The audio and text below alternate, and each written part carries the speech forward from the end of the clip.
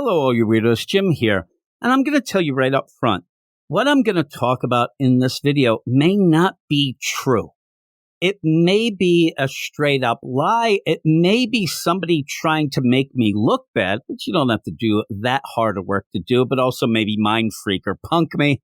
I'm not sure. But even with that, I think that this is something interesting to talk about and discuss whether or not everyone thinks that it could be true. Kind of like a what if sort of thing. Remember, though, this is all supposedly, allegedly, and all those other words that people use when doing this sort of thing. Now, why haven't I told you what I'm talking about yet? Am I building up the tension? Did I lose track of my notes? Am I trying to be annoying?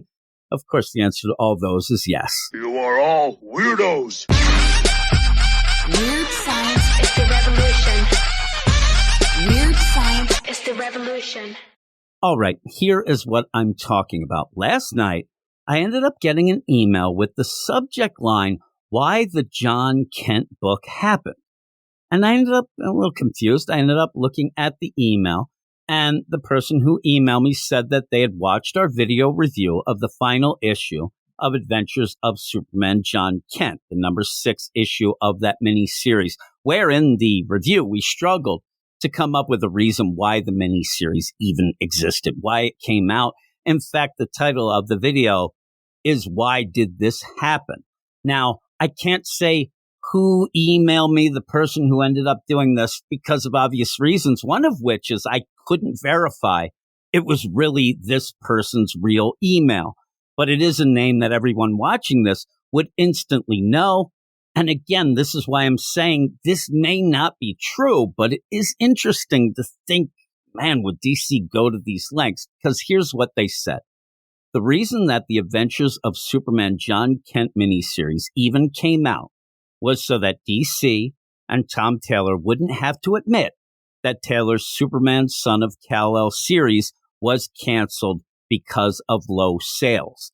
The email explained that behind the scenes, DC was very afraid that disgruntled fans would use the fact that the Son of Kal-El book was canceled after 18 issues as proof positive that both the aging of the character, but really more importantly, him coming out as bisexual were mistakes and the reasons why the book wasn't selling. Now, that sounds pretty crazy, but the more I thought of it, kind of started making sense a bit because the miniseries was actually announced at the same time that it was announced that the Son of Kal-El book was ending, which seemed odd then, but it might make more sense. And in that, there were various explanations why this was happening. Tom Taylor himself tweeted out at the time that it had to mainly deal with the title of the book, said it needed to be changed. And he did tweet out, John Kent's solo title is being renamed Adventures of Superman John Kent. So John has an iconic Superman series to himself and to include his name in the title.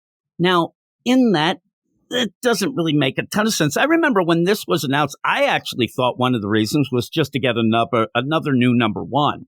But when you think about it, the idea that they're saying, okay, this book wasn't canceled, we're just going to continue it. But why continue it in a mini series? And we'll get to that because, again, a lot of people speculated because there's not real concrete sales numbers, something that I think the companies and the creators take a bit advantage of now, ended up jabbing at people who were reporting that it was because of low sales. And he tweeted, as for sales, let's check the number 1 selling comic on Amazon right now. Oh, try reporting facts. And I had a picture that it was, in fact, the recent issue of the Adventures of John Kent at that point. Now, people have had videos about this, and I'm not going to get into the fact that the Amazon top sellers thing just changes instantly. This thing is like every hour it updates, and yeah, you can at points see something, oh my God, it's the number 1 seller. That doesn't mean as much as I think Tom Taylor was trying to say. But if you think about this, you end up like, it's weird to change. I said, it's weird to change a title of a best-selling book.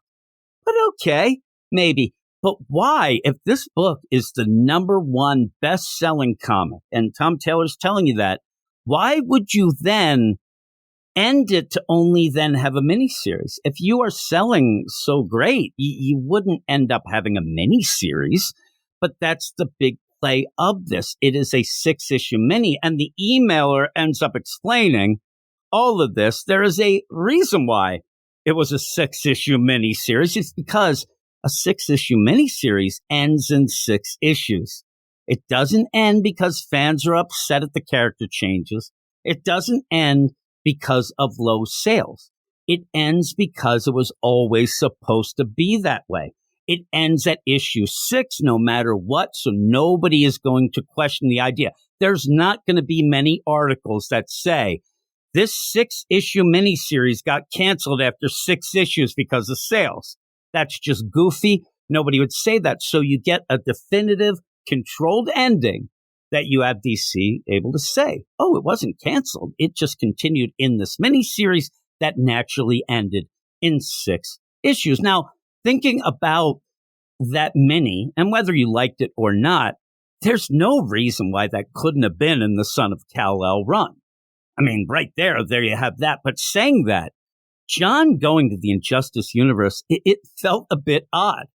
And by the end, it didn't even feel like Taylor even had enough story to fill those 6 issues, which is how this email ended, by saying the story itself was nothing more than an afterthought.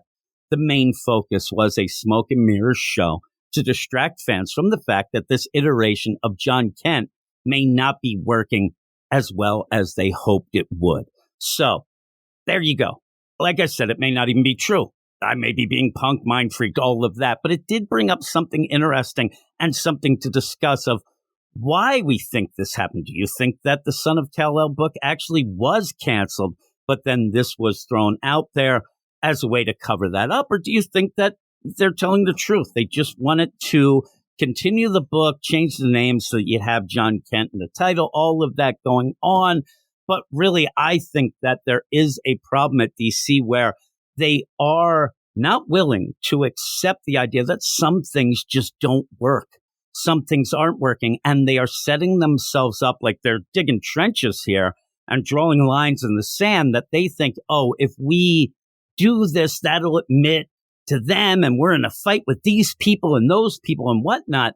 But really what is happening is we're getting a lot of books that people aren't reading. We're getting a lot of books that, even good books, that people are being turned off by a lot of different things. But let me know again. Let me know in the comments below. And again, as I head out, remember, this is more of a rumor mill type of thing. This is kind of interesting to talk about, but I can't say that it is 100% true. Maybe one day I'll be able to say that. But right now, I couldn't verify it enough to even my liking to say, yeah, this is true. So hopefully it's not somebody trying to punk me. It's DC themselves trying to tear us down. But let me know what you all thought, and I will talk to you all later. You are all weirdos. Weird science is the revolution. Weird science is the revolution.